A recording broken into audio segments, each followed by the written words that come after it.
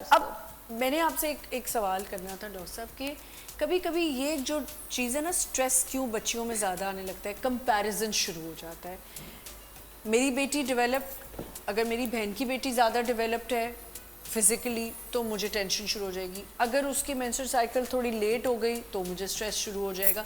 ये हमारी रोज़मर्रा की ज़िंदगी के अंदर होता है। अब आप मुझे प्लीज़ आज नेशनल टीवी पे बता दें कि कब जाके स्ट्रेस लेना है कि जी अब बच्ची को साइकिल शुरू नहीं हुआ या वो डेवलप नहीं हो रही, ये ज़रा थोड़ा एक्सप्लेन। अच्छा, थोड़ा सा इसमें हमारी माइलस्टोन्स हैं वो हमें नज़र रखनी है कि बच्ची की ग्रोथ एक तो शुरू से एक ना सिर्फ ये कि वो अपनी एज से छोटी लग रही है, ये भी देखना है कि अपनी एज से बड़ी तो नहीं लग रही है। ओके, लाइक 6-7 साल की उम्र में अगर बच्ची का एकदम से हाइट बढ़ने लग जाए या आपको कुछ फिजिकल चेंजेस नजर आए, वो एबनॉर्मल है, उसके लिए भी आपने कि उसको जल्दी साइकिल स्टार्ट ना हो जाए। दूसरी बात ये कि वैसे अगर 8-9 इयर्स में हो तो that's abnormal. After 9 is okay, 9 में हो जाते हैं, पहले इवैल्यूएट करवा लें। ठीक है, ठीक है। दूसरी बात ये कि अगर 13 साल की उम्र तक आपको उसमें चेंजेस तो नज़र आ रही हैं बट उसको साइकिल स्टार्ट नहीं हो रहे हैं तो गो टू अ डॉक्टर। जी। सिमिलरली अगर 15 इयर्स की एज तक उसको कोई फिजिकल चेंजेस ही उसकी बॉडी में नज़र नहीं आ रही हैं आपको, सो इट्स अलार्मिंग। ठीक है, अभी वो आपको लग ही नहीं रहा किस एज तक डॉक्टर साहब? 15 इयर्स। सो दो कट ऑफ है, 13 एंड 15। अगर डेवलपमेंट हो गई एंड साइकिल्स नहीं आए तो 13, अगर डेवलपमेंट ही नहीं हुई तो वेट टिल 15। ठीक, क्योंकि बाज़ लोगों का नेचुरली ये होता है फैमिली वाइज या जेनेटिकली कि वो 15 साल की उम्र तक जाते जाते डेवलपमेंट शुरू होती है। ठीक है, एक दफ़ा फिजिकल डेवलपमेंट शुरू हो गई, हाइट आ गई, उसके बाद 2 साल के अंदर अंदर नॉर्मली साइकिल स्टार्ट हो जाता है। ठीक है, ठीक है। सो 13 एंड 15। ठीक है।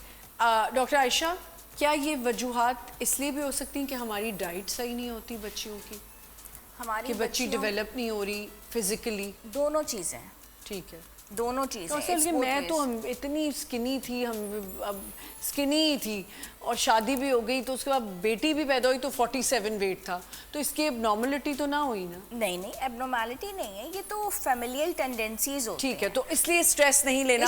अगर क्योंकि मेरे ग्रुप में बहुत सी मेरी फ्रेंड्स हैं जिनकी बच्चियां नहीं डेवलप हो रही थी, तो वो हम उस टेंशन में है कि बच्चियां 15 साल की हो रही हैं, 16वें में लग रही हैं, लेकिन बच्चियों की पिटीट साइज है बिल्कुल। नहीं, ये फैमिलियल पूरा टेंडेंसीज होती हैं और यूजुअली ये होता है कि माँ से सिस्टम चल रहा होता है। जिस एज में माँ की मेंस्ट्रुअल साइकिल स्टार्ट होती है, अमूमन बेटी की भी उसी तरह होती है।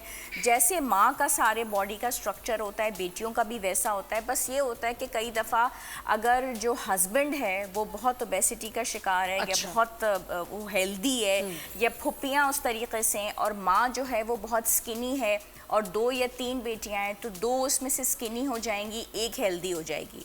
अच्छा, फुप्पियों की तरफ से अगर ऐसा हो रहा है कि हार्मोनल इश्यूज आ रहे हैं, हार्मोनल इम्बैलेंस आ रहा है, मदर साइड नॉर्मल है, तो कोई एक बेटी जो है उसको पीसीओएस या हार्मोनल इम्बैलेंस आ जाएगा, वो हेल्दी होगी, उसकी साइकिल्स में प्रॉब्लम आ गया और 2 में नहीं आया। तो फिर इस तरह चीज़ें जो है ना वो जेनेटिकली और फैमिलियल टेंडेंसीज के साथ चलती हैं। तो ये सब जीन्स के अंदर आता है, लेकिन इसमें डाइट बहुत इंपॉर्टेंट रोल प्ले करती है।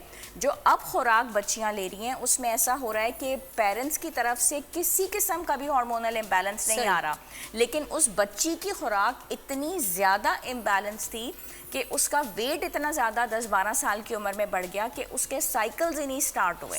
यहाँ पे बाल आना शुरू हो गए, चेहरे पे एक्नी आ गई, सर के बाल गिर गए, पीरियड्स उसके स्टार्ट नहीं हुए। जब अल्ट्रासाउंड आया तो सिस्ट आ गई ओवरी के अंदर और पता चला कि पीसीओ है। तो ऐसा भी होता है। तो हर केस की नौयत बहुत डिफरेंट है, हर केस की। अच्छा, दूसरी इंपॉर्टेंट चीज़ मैं यहाँ ऐड करना चाहूँगी कि जो हमारा सोने जागने का सिस्टम है ना, वो भी एक बहुत बड़ा फैक्टर है। लाइक आपके जो रिपेयर वाला हार्मोन्स हैं वो निकलते ही 9 बजे से 2 बजे तक हैं रात के वक्त। अगर आप सो रहे हैं और पिच ब्लैक अंधेरा है जी, ठीक है, उस वक्त बच्चे जाग रहे हैं, तो उनका वो जो हार्मोन है मेलेटोनिन वो रिलीज ही नहीं हो रहा, सिमिलरली कॉर्टिसोल आपका रिलीज होता है सुबह 8-9 बजे के दरमियान, जिस वक्त आप फुल ब्लोन एक्टिविटी फॉर्म में होते हैं, आप जाग रहे हैं, रोशनी में जा रहे हैं। लेकिन अगर बच्चे उस टाइम पे सो रहे हैं तो वो हार्मोन रिलीज नहीं होगा। So it's not just the female hormone, इस अदर हार्मोन एज वेल जो आपकी हेल्थ में पार्टिसिपेट कर रहे हैं। एक तो आपने कहा कि रात की नींद, एक होता है जो पूरा दिन भी रात की नींद नहीं है तो पूरा दिन बच्ची सो रही है या बच्चा सो रहा है, वो भी आपके लिए प्रॉब्लम क्रिएट करता है? क्योंकि हमें जब एक्टिविटी है ना, हमें उसके लिए सनलाइट चाहिए। ठीक है।